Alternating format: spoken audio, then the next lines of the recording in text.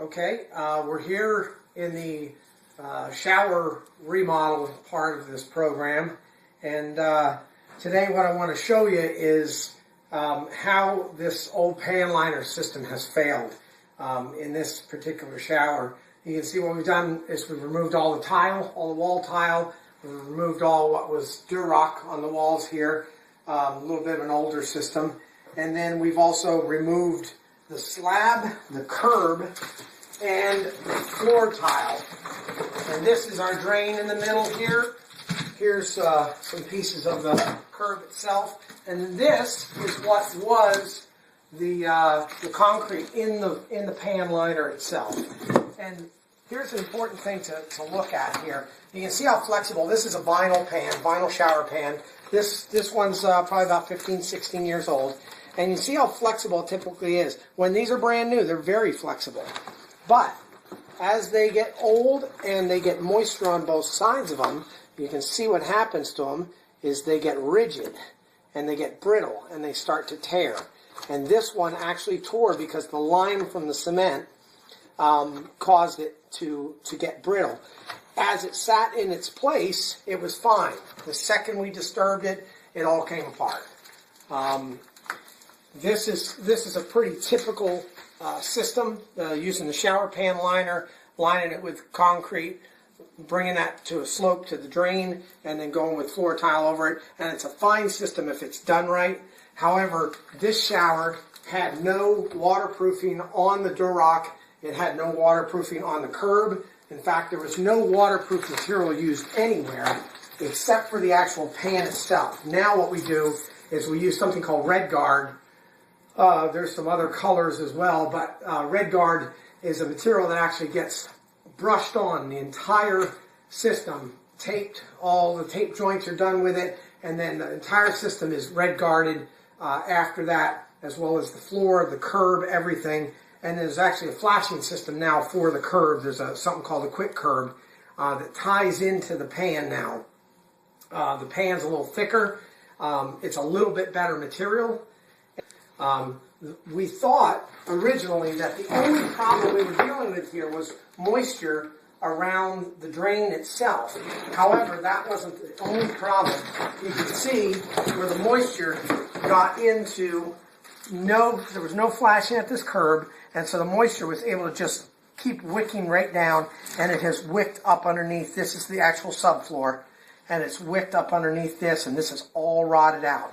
Now we're going to have an issue because we've got a tile that we can't match. I don't know if there's any more tile here.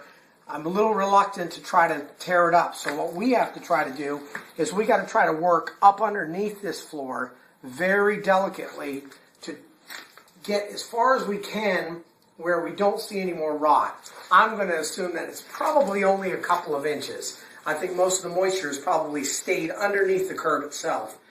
So we'll see just how far that's gone and just how far we're going to need to go with that. And what that's going to require us to do is we're going to have to pull some framing out, drop things down. This is going to have to float for the moment, and then we'll have to bring things back into place. And through using screws and adhesive systems, that's how we'll put everything back in place, so there'll be no sagging or anything like that. The one final thing I wanted to show you was we had an extra drain in the wall.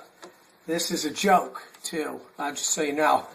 We had an extra drain in the wall, just in case there was some water in the wall. I guess the original plumber, either it was a Monday morning or a Friday afternoon, and they closed up the wall right over this drain. So my assumption was that probably this drain originally sat in here. They closed this up, and then the plumber couldn't find this drain anymore. So he had to bring another one in from the truck, and he put it in here. And, you know, these drains just screw down in place. So we've got an extra here, and I'm assuming that drain was in the wall just in case any water got in there. It would drain out, except he never plumbed it in. And that's all we got at this point.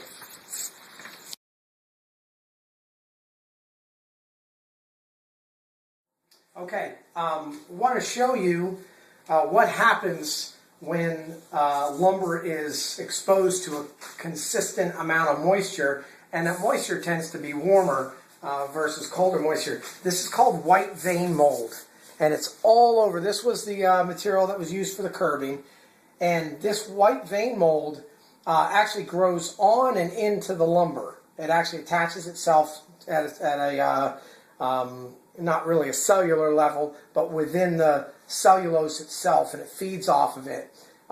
You can't really kill it, so anytime you see this kind of material, you either leave it alone and let the piece completely go to sponge, which is what it will do, or you have to cut it out.